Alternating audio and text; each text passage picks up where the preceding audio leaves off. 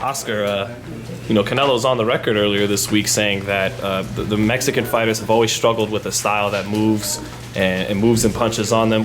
Why do you think that is, and what does Canelo have to do to get past that and win the fight if that's how Jacobs is going to fight?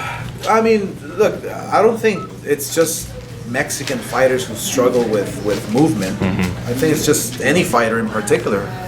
But that's only if you don't prepare for it, you know?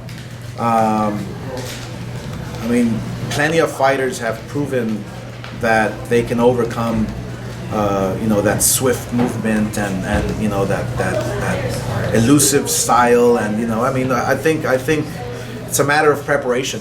I mean, a lot of fighters have proven it in the past, knowing Canelo and watching him in camp, he's more than ready for anything that Jacobs brings. Do you think we're going to see more of the guy we saw last September coming forward, looking to initiate the fight, that kind of thing from Canelo, or will he be boxing like in the first Golovkin fight? It all depends how the fight pans out, because look, Jacobs is a fighter who doesn't really have great footwork, but he has great upper body movement, and he throws a lot of combinations, and sometimes he's too brave for his own good.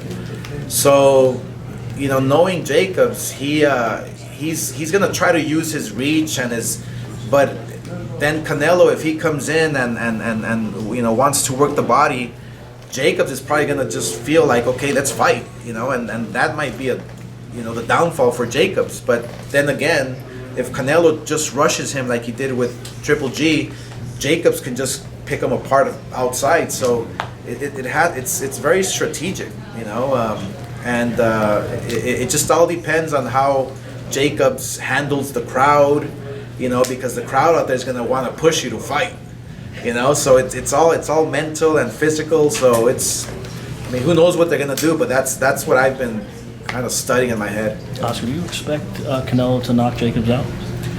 Do I expect it? No, I don't expect it.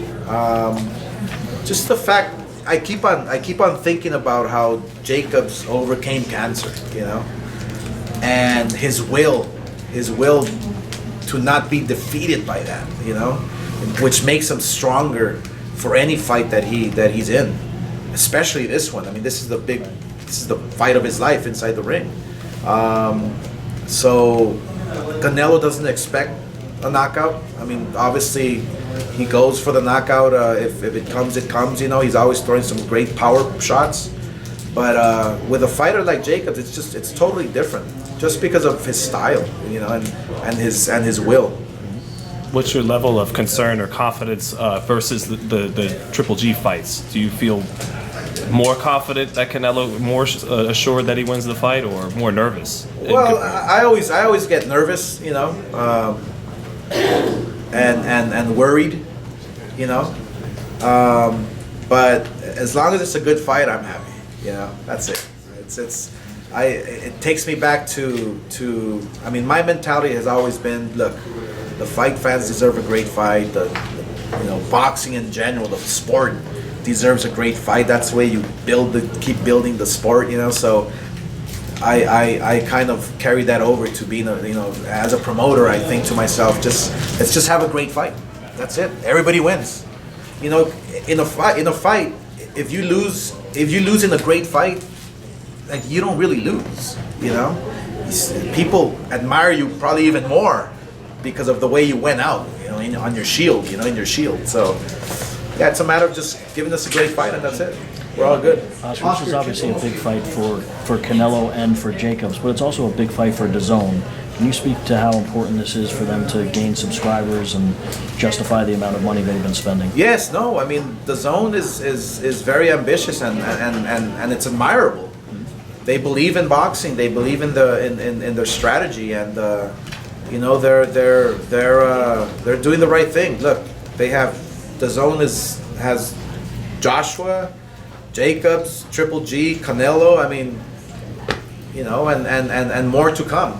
So, and the fact that this is just a few months into their relationship with boxing, I think they're on the right track to becoming the destination for boxing.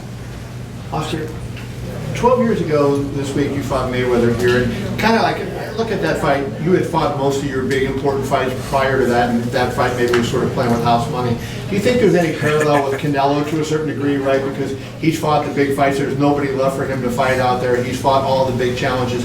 Then you feel like this fight with Jacobs is kind of similar, where he has nothing to lose and he's freer maybe than he's ever been?